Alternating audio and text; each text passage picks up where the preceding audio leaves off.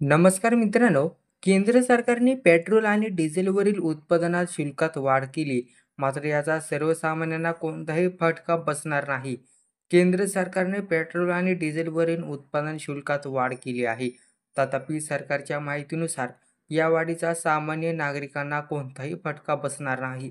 यामुळे इंधनांच्या किमतीमध्ये वाढ होण्याची शक्यता कमी आहे, कारण सरकारने ते थोड्या प्रमाणात समायोजित करण्याचा प्रयत्न केला आहे. केंद्र सरकारने पेट्रोल आणि डिझेलवरील उत्पादन शुल्कात ₹2 एक्साईज ड्युटी वाढ केली आहे. मोदी सरकारने एप्रिल महिन्याच्या दुसऱ्या आठवड्यात ही वाढ लागू केली आहे.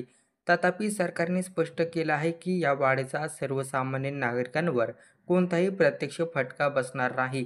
इंधनाच्या किमतीवर या निर्णयाचा फारसा प्रभाव पडणार नाही, कारण सरकारने याचा समायोजन करून त्यांचे परिणाम कमी करण्याचा प्रयत्न केलेला आहे.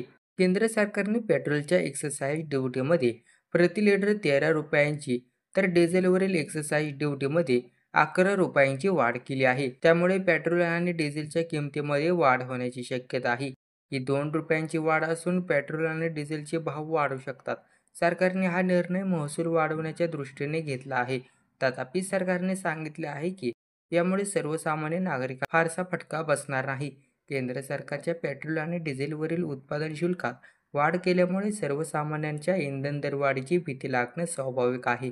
तथापि सरकारने स्पष्ट केलं आहे की या निर्णयाच्या देशांतर्गत पेट्रोल आणि डिझेलच्या दरावर कोणताही प्रभाव पडणार नाही. इंधनांच्या किमतीत कुठलीही वाढ होणार नाही.